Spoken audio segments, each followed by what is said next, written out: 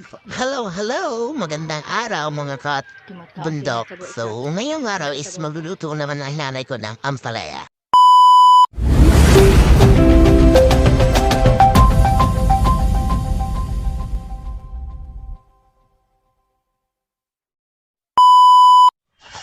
So, ay magandang araw mga kabundok TV. So, samahan niyo kami para magluto ngayon ng ampalaya. So, magluluto nga pala nanay ko dito ng ampalaya.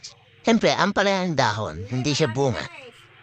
Sikat to sa Batangas, kaya masarap to pag natikman nyo. Kaya siyempre, podago agad ako kahit agad ako ng niyog. Siyempre, para mabilis maluto at medyo gutom na rin ang inyong kabundok. Bumasko na. Kaya siyempre, podago kahit ako ng kahit agad. At siyempre po, sakit medyo sumasakit na yung sikmura ko at parang napipil ko na yung sarap ng ampalaya. Kaya mga kabundok, kung meron sa inyong ampalaya, ay subukan nyo rin to at talagang mapapasaya kayo at mapapawaw.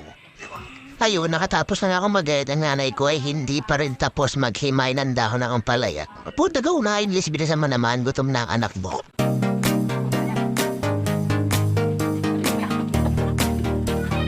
Pagkatapos ng nanay kong maghimay-himay ng tawag na dahon ng ampalaya, tudukuskus naman siya ng kawali para tumlutuan ng aming dahon ng ampalaya. Ayun, siyempre, pagkatapos ng nanay kong magkudkud ko dito ang kawali, for the go naman siya magpiga-piga ng gata.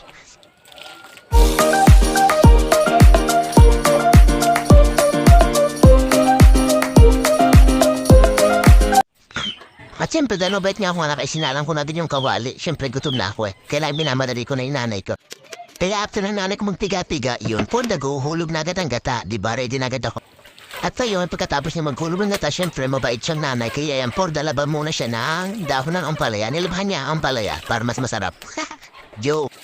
Yung sugasan niya lang para mawala yung, alam niyo na, dirty.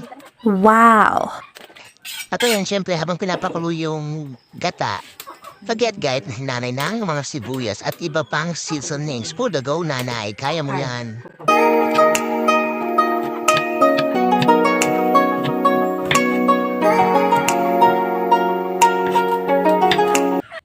At pagkatapos niya nga pala mag-gayat ng mga sibuyas at bawang, ay podago naman siya gayat siya ng dahon ng inasiman na yung dahon ng alibangbang dito sa Batangas. So kung taga Batangas kayo, alam niyo yan, di ba, mga kabundok?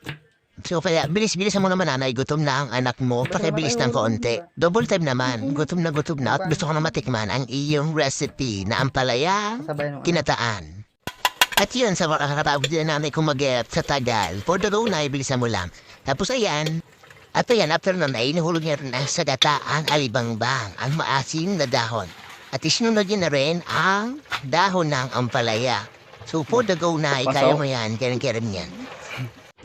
At siyempre, ayun nga, makalipas ang ilang minuto, ayan na siya. Wow! Nakakagutom na talaga. Parang gusto ko nandun kumain.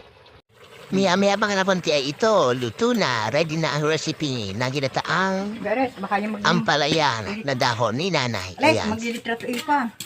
Ayun, after nga ng nanay kong maghango, ayan, food the go, food the kain agad ako. So dahil gutom na ako, kaya tara, samahan niyo ako kumain, mga kabundok. Let's go!